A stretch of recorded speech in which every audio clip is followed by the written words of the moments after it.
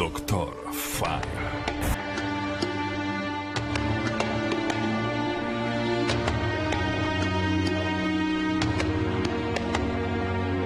Una nueva investigación está reescribiendo la historia que hasta hoy conocíamos sobre los nazis y la Segunda Guerra Mundial. Una nueva arista que podría explicar muchos de los sucesos ocurridos entre 1939 y 1945 en las múltiples batallas que se llevaron a cabo en Europa. Durante los desarrollos tecnológicos y científicos de la época, la Alemania nazi logró grandes descubrimientos en términos armamentistas, pero también en la industria farmacéutica, lo que abrió una puerta desconocida hasta ese momento. Euforia, una valentía aparentemente sobrenatural y una resistencia al dolor fuera del estándar eran las cualidades que los soldados nazis tenían durante los enfrentamientos contra los aliados. Pero, ¿de dónde sacaban esta energía? ¿En qué consistía su duro entrenamiento militar que los llevaba a luchar en las condiciones más extremas? Porque estos soldados eran considerados superhombres.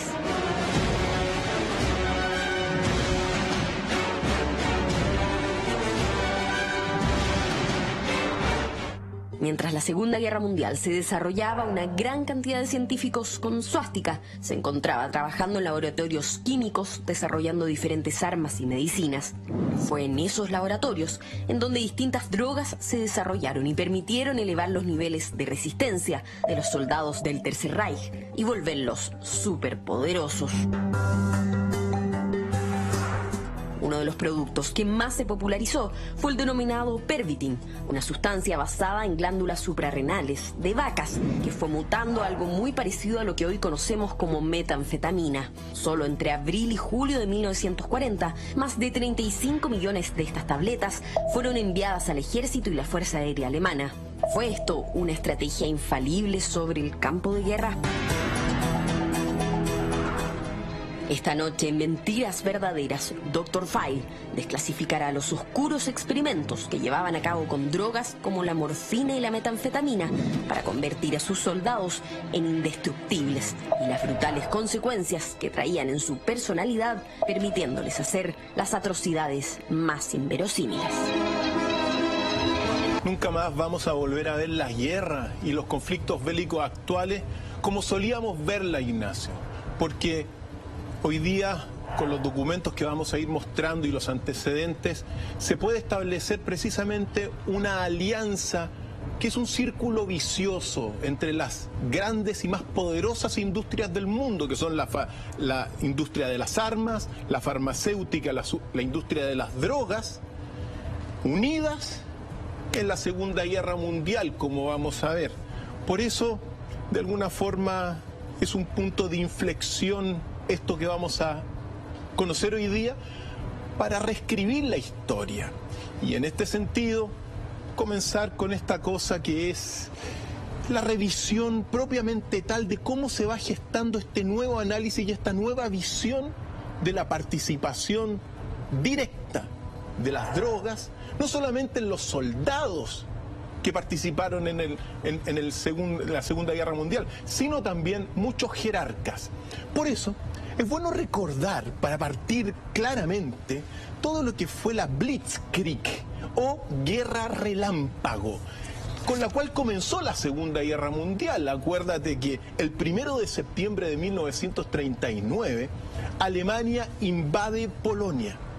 Y al cabo de prácticamente poquito más de un mes, hasta el 6 de octubre de 1939, Alemania se tomó todo lo que es Polonia bajo esta táctica armamentista de la guerra relámpago, que consistía en algo bastante novedoso para entonces: un bombardeo inicial, tras el cual irrumpían los blindados y las tropas sin detenerse, y con el objetivo de que, en este caso Polonia y el enemigo, no se pudiera organizar bien y no pudiera defenderse adecuadamente. Claro, sistema de shock. Un sistema muy efectivo, pero que así comienza. Entonces, ojo, porque cuando uno mira así como superficialmente lo que es la guerra relámpago y dice, se tomó Polonia en un mes, uno dice, vaya, cuántas batallas se tuvieron que librar, cuántas matanzas, masacres, hasta llegar a ese dominio. Claro.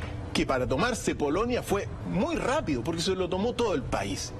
Sigamos entonces, porque en abril comienza un descanso, en octubre de ese 1939, comienza un descanso por el invierno. Las tropas alemanas descansan durante varios meses hasta el 9 de abril de 1940, cuando comienza ahora la invasión de Dinamarca y Noruega por parte de Alemania, rápidamente, porque en un mes se tomaron esos dos países también rápidamente los alemanes. Ya es en ese momento donde comienza a aparecer la fama del soldado alemán, del poderoso y prácticamente un soldado alemán sobrehumano. Se toman esos dos países en un mes y después, el 10 de mayo de 1940, comienza la invasión de Luxemburgo, Bélgica, Holanda y Francia. Y pensemos que todos esos países se los tomó Alemania rápidamente también, prácticamente en un mes más, porque el 22 de junio de ese 1940 Francia firmó el armisticio, con el cual, bueno, queda tomada por Alemania todo el territorio. Entonces, es en ese momento donde aparece se comienza a hablar con mucha más claridad de estos super soldados nazis. Y es ahí donde aparece la figura de un soldado insensible, incansable, prácticamente inhumano. Como una máquina indiferente, tú lo decías, esa cosa, ese como prototipo del alemán, como una máquina que obedece, que va hacia adelante, que no descansa. ¿A qué se debe esto? Entonces, eso fue por lo cual Alemania se hizo famoso en ese primer tiempo. Pensemos que la toma y la invasión de Francia, Hitler en su momento dado la calificó como la madre de todas las batallas. Tomarse Francia, que tenía un ejército poderosísimo. Poco antes de la toma total de Francia, más de 300.000 soldados tuvieron que huir a Inglaterra, que eran parte de la gran masa francesa también, pero británicos tuvieron que huir. Entonces, el primer antecedente es esta guerra relámpago. Y aquí comienza, y uno tiene que comenzar a desclasificar ciertas cosas, porque uno se pregunta, bueno, bajo los antecedentes que uno tiene, ¿usaron alguna droga, algún estimulante psicotrópico estas tropas alemanas? Y como a los amigos desde la semana pasada al menos están pidiendo varios antecedentes y fuentes, me permito decir que las recientes investigaciones, como tú decías, algunas desclasificadas por la Asociación Médica Alemana, cito algunos documentos necesarios para sostener lo que vamos a decir. Y claro, es tremendamente polémico, por eso es importante esta cita. Decir que hay documentos del programa de pruebas de drogas de los aliados desclasificados, documentos del programa nazi de pruebas de drogas, hay documentos importantísimos de todo lo que es el diario de Theodor Morell, que fue el médico personal de Adolf Hitler. Hay también cartas que las vamos a ir citando también de Heinrich Böll, que fue Premio Nobel de Literatura soldado y Premio Nobel de Literatura en 1972 alemán, que son impresionantes estas cartas que van a ir sosteniendo esta alianza entre las armas y las drogas. Y también algunos libros importantes que se llaman Nazis on Speed de Ralf Metzner, On Speed de Nicolas Rasmussen, a todos los amigos que les gusta leer. Y tengo que citar un libro que oportunamente leí hace mucho tiempo y que no lo tengo en mano, pero me acuerdo que lo leí en una biblioteca, que se llama Doctores de la Infamia, que es una historia de todos los crímenes médicos ocasionados por el régimen nazi, que fue publicado en 1949 por Henry Schumann. Todos estos documentos llegan a una inmensa conclusión respecto, primero, del ejército nazi. Según estos, hubo un sistemático uso de drogas por parte del ejército nazi desde 1939 hasta que finaliza la Segunda Guerra Mundial en 1945. ¿Y qué usaban sobre todo, cuál es la principal droga que usaban? Se llamaba Pervitin. Y Pervitin es, en palabras bastante simples, una metanfetamina, un psicotrópico. Según estos documentos que al menos estamos viendo en pantalla, más de 200 millones de píldoras de Pervitin fueron suministradas al ejército alemán desde el primer inicio de la guerra. Y cuando uno quizá observa la Blitzkrieg bajo esta visión, bueno, que no nos extrañe por qué avanzaban tan rápidamente los soldados, porque estaban, según estos documentos, estimulados por un psicotrópico, un psicoestimulante, que es una mezcla de efedrina con la hormona adrenalina. Eso es la metanfetamina. Entonces, te tomas una de esas cosas y, como se dice en palabras bastante comunes, andas empepado, pues, Ignacio. ¿Cuáles son los efectos, Doc, de la metanfetamina? Te incrementa la actividad, te reduce el apetito, te produce euforia, te alivia la fatiga, te mejora el rendimiento en tareas simples como disparar, por ejemplo. Te permite un rendimiento físico sobrehumano el suministro diario de esta metanfetamina en el nombre de Pervitin. Por eso digamos, bajo este concepto se le llamó la droga maravillosa de los nazis. Es decir, una droga que te permitía andar, caminar, manejar los tanques de una manera inagotable, pero también te provocaba insensibilidad al dolor, te reducía todas esas necesidades de dormir, te mantenía más alerta, mayor concentración te permitía también esta metanfetamina y la voluntad de tomar riesgos. Por lo tanto, según toda esta investigación, desde el primer momento los nazis comenzaron a utilizar estas drogas de la metanfetamina. Doc, lo más brutal de esto es que hoy la metanfetamina es total y absolutamente criminalizada, perseguida y prohibida. Pero en aquel entonces se les suministraba a los soldados de forma masiva y sistemática. Era una suerte de supermedicamento legal y farmacológicamente, entiendo, se vendía en la farmacia. Ahora, después se proscribió, pero igual se le estaba suministrando. Y también es bueno señalar... De forma subterránea. Por supuesto. Es una anfetamina, es ilegal, pero se usó, según estos antecedentes, de una forma indiscriminada en los soldados. Entonces uno puede entender esta guerra relámpago bajo estos conceptos unidos. Y también decir que era contradictoria con todo el discurso nazi de crear una raza aria, pura, que no tomara alcohol, que no fumara, pero por otro lado se le estaban dando estas drogas a los soldados. Entonces, bajo estos antecedentes, uno tiene que señalar eso. Y mira, uno tiene los documentos escritos, pero afortunadamente hemos rescatado de nuestros archivos un testimonio que es muy relevante, que es de un piloto de un bombardero nazi que sobrevoló todo lo que es Inglaterra y que él al menos ratifica el uso de Pervitin.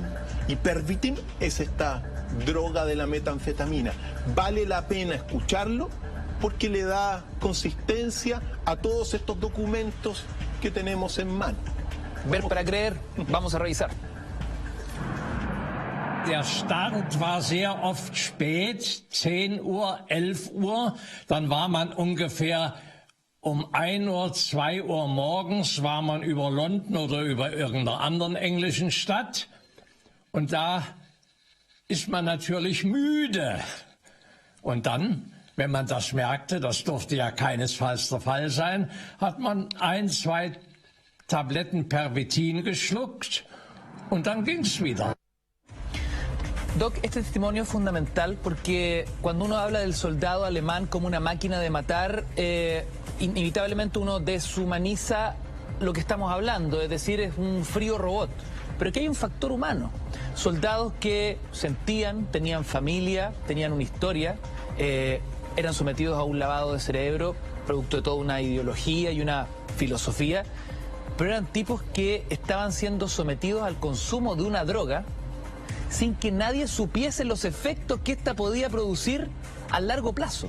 Esos son los efectos secundarios, que son los efectos tremendamente nocivos, porque, mira, es verdad que en un principio, si tú tomas estas drogas, te permite caminar en la nieve, de repente no sentir el dolor.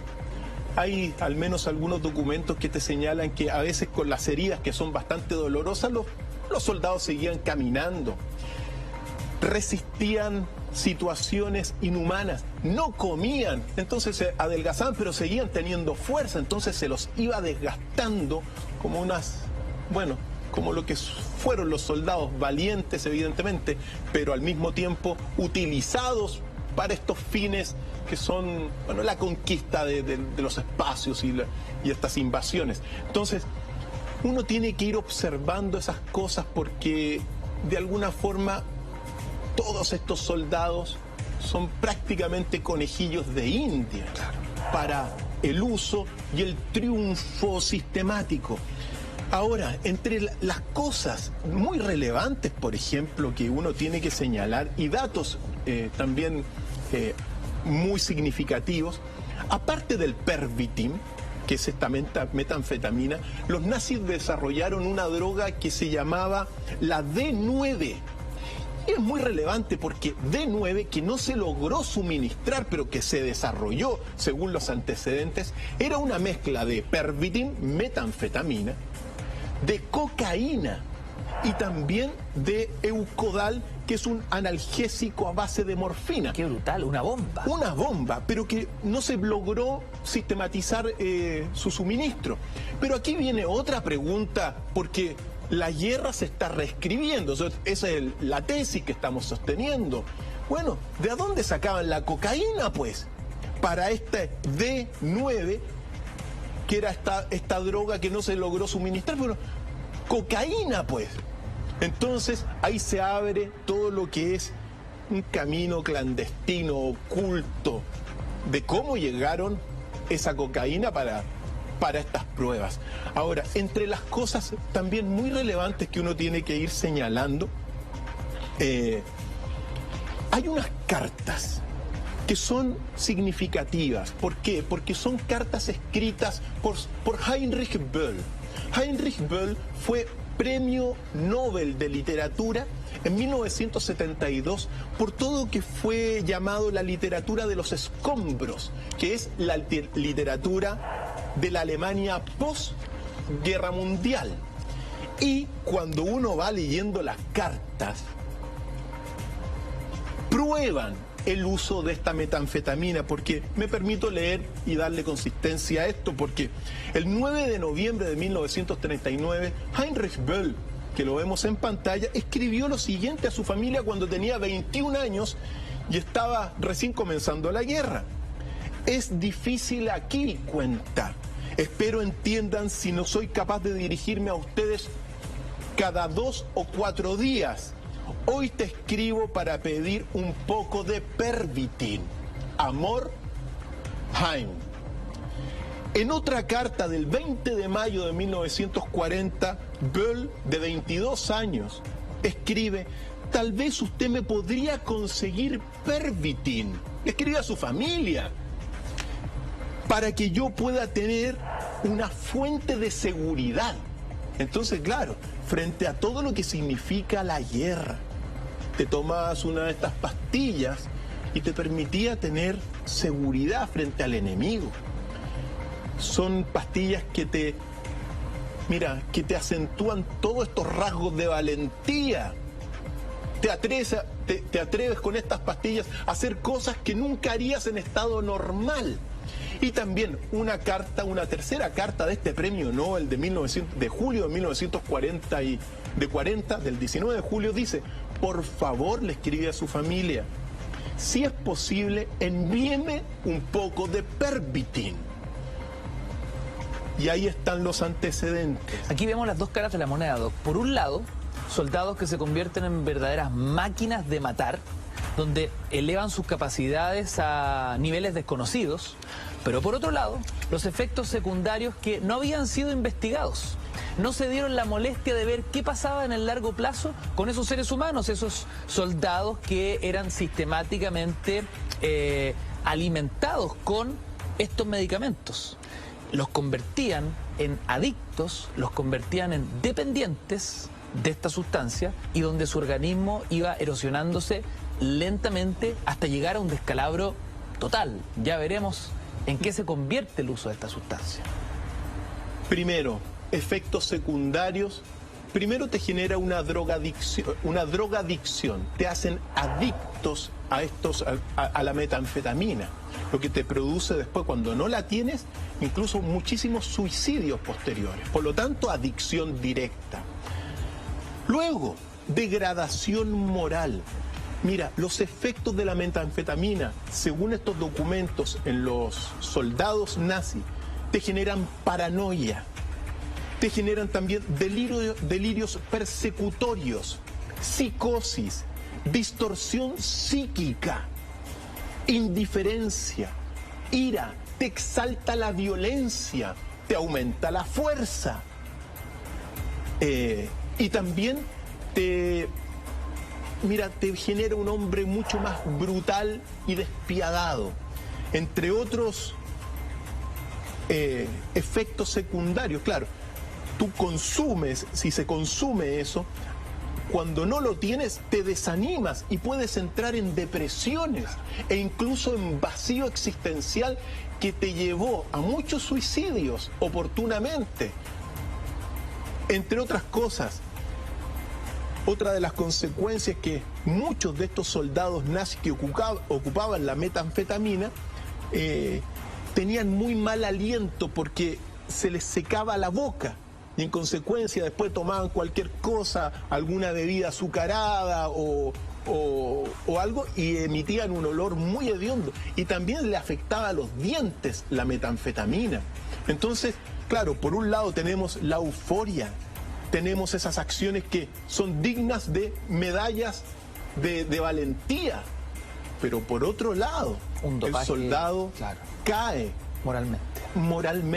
moralmente, cae en todo lo que es esta psicosis, cae en todo lo que es una paranoia, delirios de persecución, junto con mal aliento, y que cargan armas, se vuelven completamente inhumanizados, se transforman en entes inmensamente violentos, brutales, indiferentes. Por eso uno ve una degradación total de la moral bélica. Antes habían códigos bélicos. Esta investigación está permitiendo observar que ya con la Segunda Guerra Mundial y esta alianza armas-drogas te genera una degradación moral despiadada, que va a ir también derivando en acciones contra la humanidad. Ya la guerra es contra la humanidad, pero dentro de la guerra supuestamente hay ciertos códigos que se respetan. Pues bien, muchos no se respetaron. Pensemos todo lo que fue después los campos de concentración, pensemos que lo que fueron las oportunas torturas y los exterminios que se dieron. ¿Por qué? Porque estaban estimulados por estas metanfetaminas que se llama Pervitin. Entre los datos que uno ha extraído de estos documentos, por ejemplo, entre abril y julio de 1940, 35 millones de píldoras de Pervitin fueron suministradas a los alemanes, a los soldados alemanes. 35 millones. 35 millones. Y después también en julio, son algunos datos que uno extrae, en julio de 1941, 10 millones de píldoras de Pervitin, que es esta metanfetamina. Entonces, claro, te permitía a los soldados ser mucho más resistentes, ser mucho más violentos, ser rápidos, aguantar todo lo que es el sueño, pero al mismo tiempo te los iban destruyendo por dentro al grado de una desmoralización propio de lo que se va a sembrar, porque nosotros estamos viendo de alguna forma con esta investigación que se está sembrando un tipo de guerra en el siglo XX que es una guerra decadente completamente. Doc, ¿qué sucede al otro lado? Y lo pregunto porque me imagino hay espionaje y inteligencia que se empieza a dar cuenta desde el bando aliado que el ejército nazi estaba utilizando sustancias para mejorar el rendimiento de sus máquinas de matar, sus soldados. Mira, cuando debido a la Blitzkrieg, es decir, a esta guerra relámpago, lo repito, los altos mandos de los aliados comenzaron a preguntarse cómo es posible que esto ocurriera, cómo es posible que estos alemanes sean tan resistentes. Y evidentemente, según los documentos del programa de drogas de los aliados, que fueron desclasificados en estas últimas investigaciones, uno puede y llega a unos antecedentes impactantes, porque así como los nazis tenían su droga maravillosa, los aliados observaron que estaban consumiendo Pervitin, la inteligencia se dio cuenta y comenzaron a desarrollar su propia droga maravillosa en sus laboratorios, que es todo lo que se llama la benzedrina, que se le llamaba Beni. Y la benzedrina es una anfetamina. Mira, palabra bastante sencilla, es prácticamente lo mismo que la metanfetamina. Entonces, tenemos un cóctel de drogas en la guerra. Y según los documentos, desarrollan esta droga, la benzedrina, y primero la prueban en un grupo voluntario de soldados. Y después que digamos, en un campo cerrado, digamos, dentro de las propias bases aliadas. Pero después la benzedrina, según estos antecedentes, se probó por primera vez por un escuadrón de bombarderos que atacaron la Francia ocupada. Y ese escuadrón de bombarderos iba con un cirujano que tomaba nota de los efectos de la benzedrina, que se le llamaba Beni. Y según lo que él cuenta en sus documentos de este ataque sobre la Francia ocupada por los nazis, dice que el capitán y toda la tripulación del bombardero aliado tomaba riesgos innecesarios. Volaron en un bombardero a 60 metros de altura, eso es impensado para un bombardero. Y también este doctor dice que esta anfetamina, benzedrina, causa determinación en situaciones de ansiedad, es decir, en palabras bastante sencillas, provoca agresividad y valentía. Claro, soldados que corrían riesgos al límite de lo absurdo. Así es. Entonces, ahí se probó. Estamos hablando de esa situación. Por lo tanto, ¿cuándo se ocupó masivamente esta benzedrina por parte de los aliados?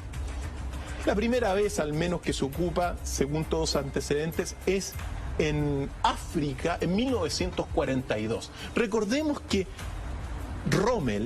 Erwin Rommel, el llamado zorro del desierto, invadió toda la costa mediterránea del África con el Afrika Korps, que son las tropas alemanas en África, y que con la Blitzkrieg y con el Pervitin, capturaban la costa.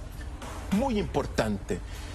Las contraofensivas que hacían los aliados siempre eran contrarrestadas por el ejército de Rommel, que para estos efectos consumía Pervitin.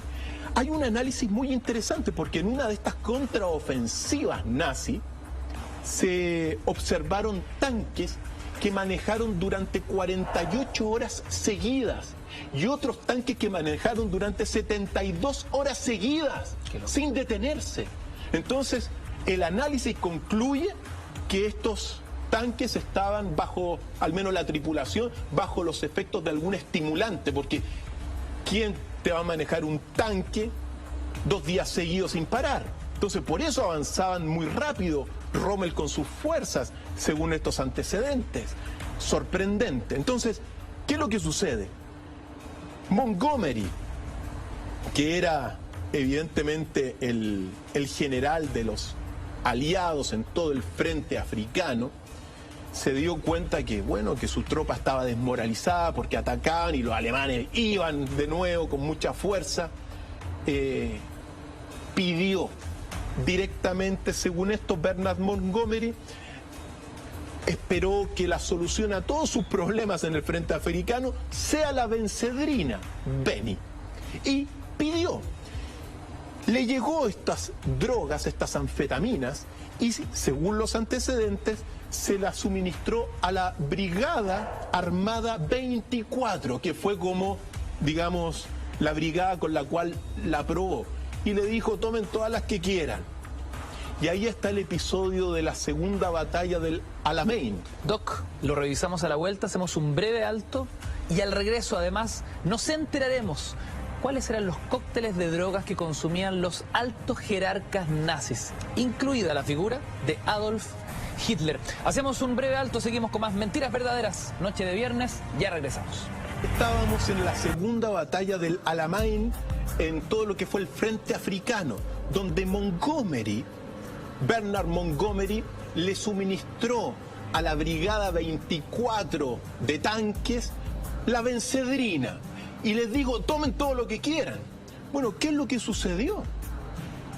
Ese escuadrón, esa brigada de tanques que manejaban los Sherman contra los pesados Panzer, no solamente según los documentos que están al menos ahora desclasificados, iban en la noche por sobre campos de mina, sino que, según texto decían, se sentían capaces de todo. Lucharon durante 5 días con este experimento de bencedrina hasta que la brigada fue completamente exterminada, dejó de existir, pero iban adelante debido a que estaban tomando esta droga que les producía euforia, que los hacía mucho más violentos, que los hacía arriesgados. Pero, ¿qué es lo que concluyó Montgomery con esta prueba? Que bueno, al fin tenía el ejército que podía enfrentar al ejército de Rommel, es decir, un ejército aliado, el ejército británico aliado de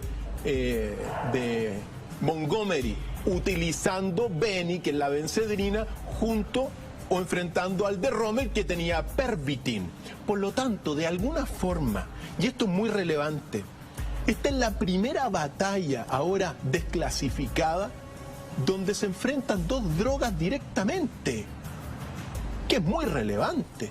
¿Por qué? Porque el ejército de Montgomery pudo, en ese año 1942, a finales, expulsar finalmente a Rommel, que era el zorro del desierto, de todo lo que fue el frente africano. Fue tan importante esa guerra porque de alguna forma marca el comienzo del declive del ejército alemán y también marca el comienzo de alguna forma, de toda la seguridad que tenía Hitler en su ejército. Pero ¿qué había detrás y que no se sabía? Bencedrina y metanfetamina. Así es la guerra, así son los documentos, Ignacio. Esa es la historia.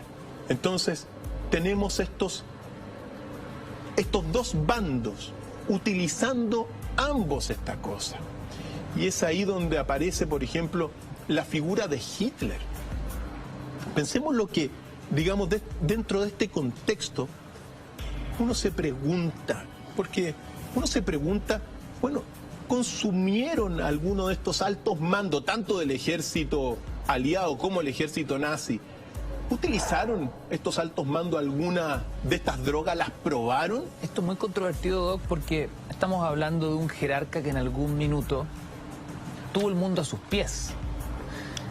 Si Hitler estaba permanentemente bajo el efecto de sustancias, quiere decir que todas sus decisiones pasaban por ahí. ¿Era adicto Hitler? ¿Te acuerdas que una vez hicimos un capítulo que lo profundizamos? Pues bien, uno tiene que decir algunas cosas sobre la base específicamente de los documentos del diario de Theodor Morell, que era el médico de cabecera de Hitler, el médico privado de Hitler. Y al tener estos documentos oportunamente, al menos uno tiene ciertas conclusiones sobre Hitler, que se sacan de estos documentos de Morell. Y si todo esto es así, Hitler, mira, habría consumido más de 70 tipos de diferentes medicamentos suministrados por su doctor. Y claro, cuando uno va viendo, por ejemplo, yo en los documentos observé al menos 7 grandes episodios de Hitler. El primer episodio, por ejemplo, tenía dolor de cabeza, 1940-41, por ahí tengo los... Pero entonces Teodor Morell, por cierto, lo trató con sanguijuelas. Pero después comienzan a tener una serie, por ejemplo, problemas estomacales porque era vegetariano. Se le suministró Mutaflor, que era para poder sobrellevar, digamos, los dolores de estómago.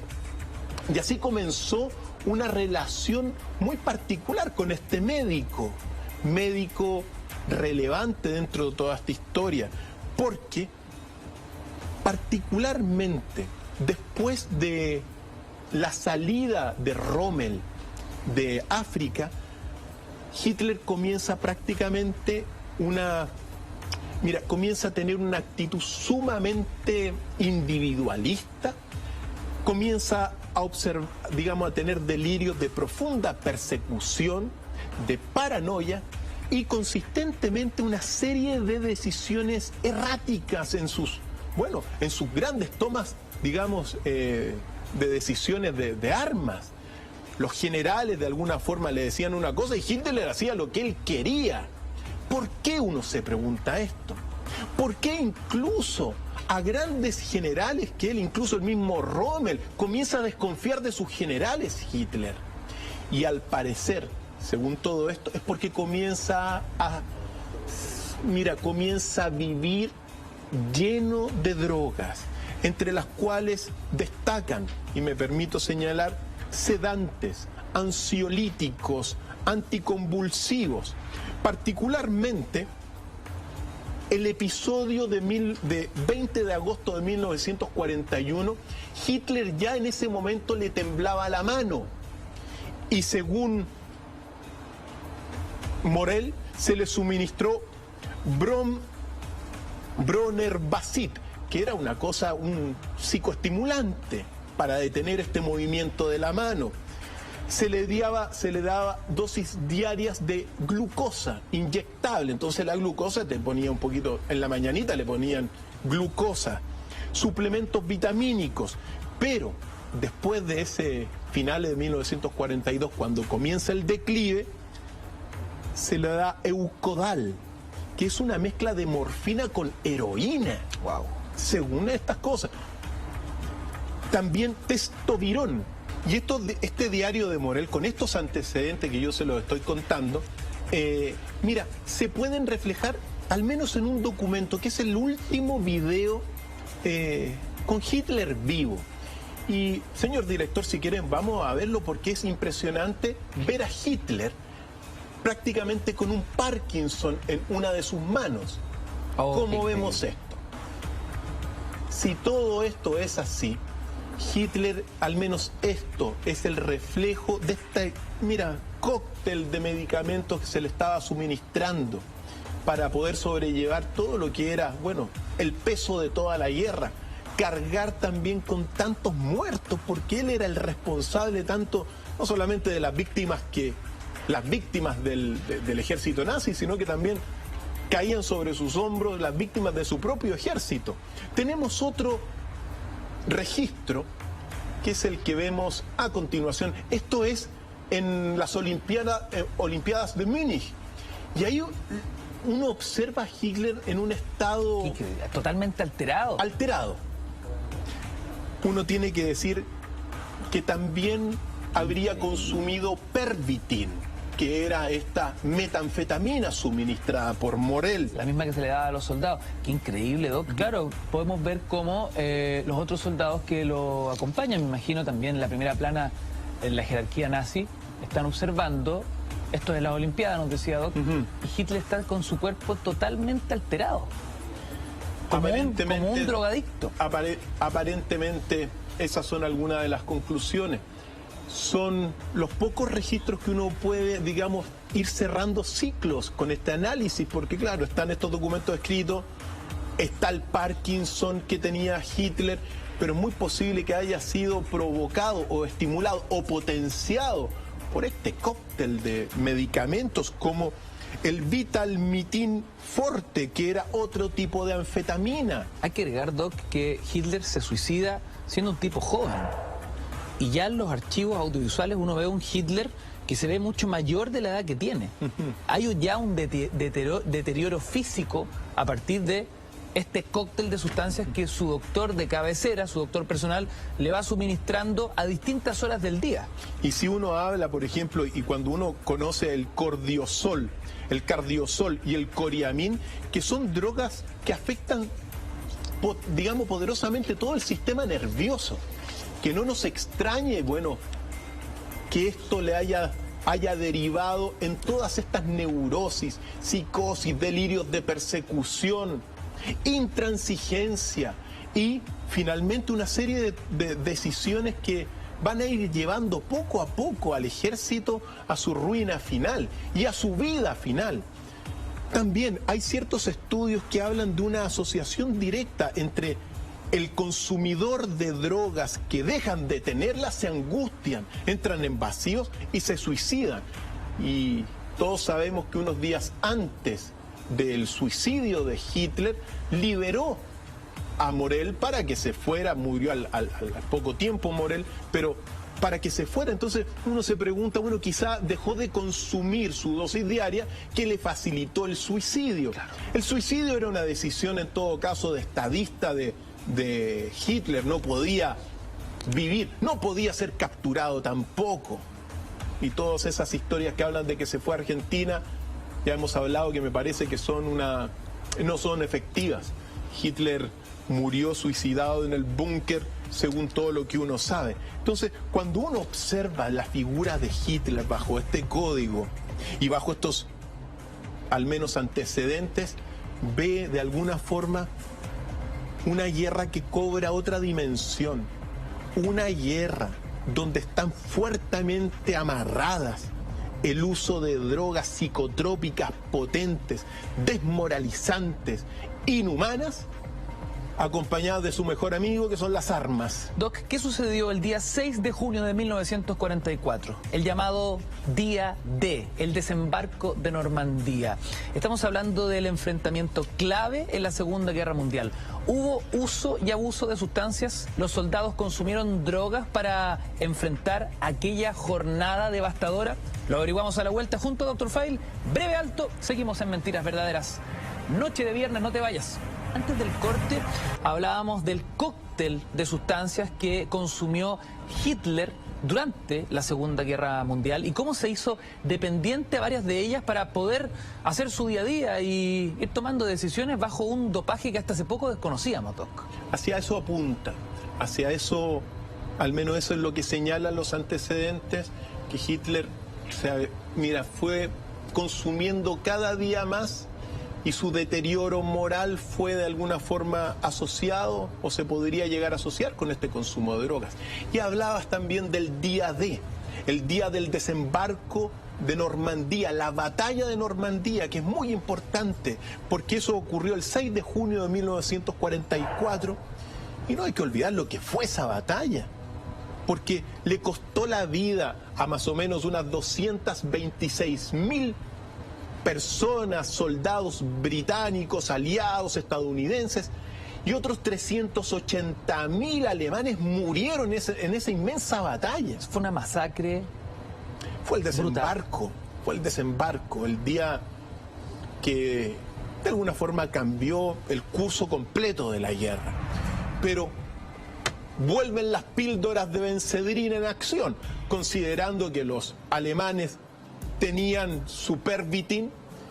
Los antecedentes y los documentos al menos señalan que millones de píldoras de Benzedrina se les suministraron a los que participaron en la batalla de Normandía y muchos se las ocuparon. Entonces, claro, imagínate el desembarco. Hay algunas películas que lo grafican bastante crudamente. Para lanzarse a esa playa, muchos se tomaron su anfetamina para tener un poco más de valentía, para arriesgarse, para no sentir dolor. Era una lucha cuerpo a cuerpo. Por supuesto. Entonces, vemos un desembarco de Normandía donde también aparece en escena por parte de los aliados la anfetamina. Cosas de que reflexionar. Drogas, armas, muertes. Se instala en la humanidad un tipo de desmoralización completa, de una inhumanidad quizá nunca vista. Y en ese desembarco en Normandía con prácticamente más de 700.000, sin contar los heridos.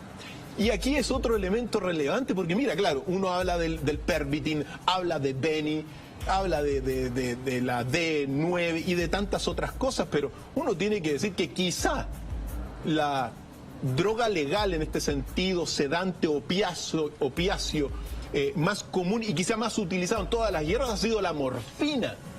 La morfina, que es un sedante para evitar el dolor. Entonces, bueno, están estas industrias unidas. La guerra, la farmacéutica, las armas, la farmacéutica y las drogas clandestinas por otro lado. Todas jugando, bueno, a hacerse grandes fortunas a costa de la vida de millones de personas. Así es la historia. Así es lo que ha ocurrido. Ahora bien, ese desembarco de Normandía sella, en este sentido, el uso de Beni por parte de los aliados. Doc, deme un segundito porque esta mime... Y casi japoneses. Porque, mira, aparecen en escena también el aparente uso de metanfetamina por parte de algunos soldados kamikaze que, como sabemos, son soldados suicidas, en el sentido que salen a la guerra en sus aviones, pero dispuestos y sabiendo que eso es el último vuelo que tienen. Es un ritual ancestral que refleja un honor muy importante, el entregar la vida por un bien común que es el bien de su país, en este caso Japón. Pero cuando uno comienza a leer estos libros que tenemos sobre la mesa, aparentemente muchos o algunos de estos kamikaze utilizaron también metanfetamina. ¿Para qué? Para sobrellevar todo lo que es sus últimos minutos. No es sorprendente imaginárselo en estos casos, salir estimulados con euforia para terminar, como estamos viendo en pantalla, en unos registros históricos, bueno, terminar la vida quizá destruyendo más vidas, tirándose contra los barcos enemigos. Por lo tanto, empezamos a ver todo esto dentro de una panorámica completamente distinta, Ignacio. Estamos observando que, de alguna forma, la guerra ya no es lo mismo después de esto. Por supuesto, ya no hablamos del mito de ese soldado valiente, con convicciones frente a su ejército y defendiendo su patria, sino que hablamos de soldados convertidos en máquinas de matar, en un dopaje total, viviendo casi como una realidad paralela. Hay que ser en ese sentido, tienes razón, estuvieron las drogas. Uno no le puede quitar el mérito a los soldados que entregaron sus vidas. Pienso que siempre eso hay que destacarlo, pero es importante comenzar a observar la participación y la influencia y los efectos también de estas drogas que estamos viendo. ¿Por qué? Porque se sembró un sistema de guerra que ha llegado hasta el día de hoy. No mencionamos ni siquiera lo que fue Vietnam y las drogas, pero sí es bueno, antes de terminar el episodio de hoy día, hacer una pequeña referencia a todo lo que está ocurriendo hoy día en Siria. ¿Por qué? Porque recientes noticias, documentos e investigaciones de la Time Magazine, de la agencia Reuters y también del The Guardian de Inglaterra, señalan que todo lo que está ocurriendo hoy día en Siria, las barbaridades que hemos visto por el Estado Islámico por un lado, por el otro lado también, estarían y están, al menos según estos antecedentes, estimuladas por una anfetamina que se llama Captagon y que se están consumiendo también en la actualidad en esa región, por ambos lados. ¿Y cuáles son los efectos? Los mismos. Entonces, cuando vemos lo que las barbaridades que se ven en esa región, que es en estricto rigor una tercera guerra mundial, bueno, según los antecedentes, este Captagon, que es una anfetamina, que es una mezcla de anfetamina con teofilina, bueno, te produce lo que está generando. Esto es bien increíble, Doc, porque ya no estamos hablando de un proceso histórico pasado a revisar con información y datos desclasificados hoy. Estamos hablando de una guerra que se está librando hoy mismo y donde el consumo de drogas sigue siendo muy similar al que recién se descubre por parte del ejército nazi y los aliados. Como te digo, en la Segunda Guerra Mundial se plantó esta alianza, este círculo vicioso que llega hasta el día de hoy y que hoy día está costando la vida de 100.000 personas. 100.000 personas han muerto en el conflicto en Siria, una guerra mundial, y también más de 2 millones de desplazados que están generando un tremendo conflicto. Y según los antecedentes, todo esto estimulado por Captagon, una anfetamina que la cualidad que tiene es que parece que no te acelera mucho la presión arterial. Entonces es un poco en ese sentido más suave, por decirlo así. Pero te genera euforia, indiferencia, violencia extrema y después los efectos secundarios, neurosis, con su consecuente inhumanidad. Entonces, así es la guerra. Y también los antecedentes que uno tiene son millones. Mira, Siria ha sido puente del tráfico de drogas de todo lo que es Europa, Turquía. Pasan por Siria los cargamentos de Captagon que se van a los países ricos del Golfo. Y los países, por ejemplo, Arabia Saudita, el año pasado decomisó 55 millones de píldoras de Captagon. Y Captagon, cada una de esas píldoras te cuesta $20. Y esas 55 millones de píldoras de Captagon pasado en camiones por Siria es el 10% de lo que se consume en el país de Arabia Saudita y quizá en cuantos otros países ricos del Golfo Pérsico. Entonces, mira, nunca más vamos a ver la guerra como solíamos verla. Hoy día las guerras son una combinación de industrias de la muerte que se están uniendo y que están unidas para generar los conflictos. Tema relevante, tema que va a dar que hablar y que hoy día se están desclasificando estos documentos. Euforia, violencia, muerte, drogas, armas, todas asociadas en estos conflictos. ¿Cuántas muertes, Doc, habrá dejado el consumo de sustancias por parte de soldados en la Segunda Guerra? Y que no fueron muertes en el frente de batalla, fueron muertes posteriores producto de esa adicción, de la cual poco y nada se ha escrito. Preparamos en todo caso todo lo que es la etapa posguerra. ¿Qué pasó después? Eso lo vamos a hacer en algún capítulo futuro, pero también está asociado porque lo que se concluye es muy relevante lo que señalaste, porque claro, se le suministra en la Segunda Guerra Mundial a los soldados japoneses, a los británicos, a los estadounidenses, a los nazis también, pero todo este consumo pasa después a la población civil. Claro. Y es ahí donde también se ven depresiones, suicidios y adicciones que llegan hasta el día de hoy.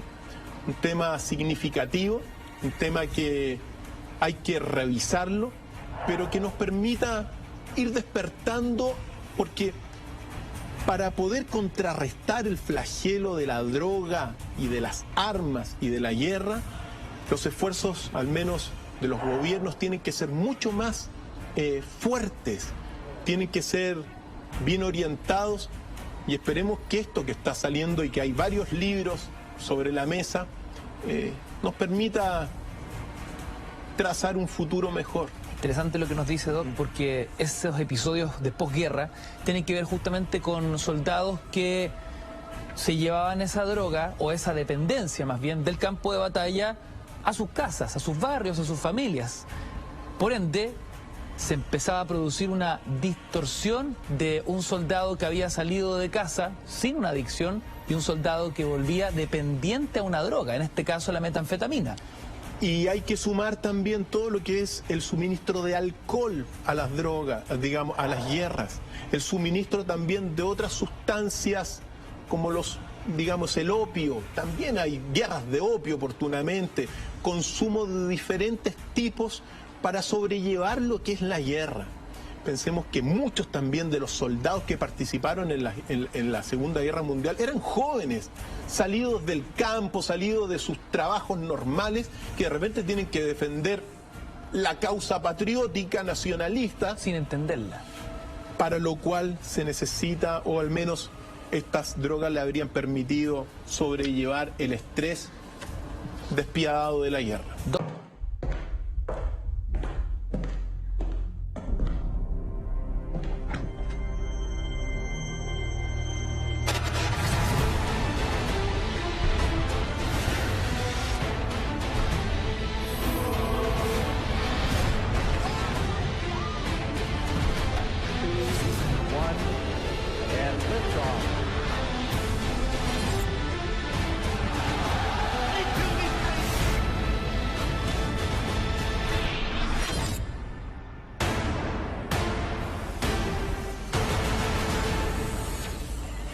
Dr. Fire.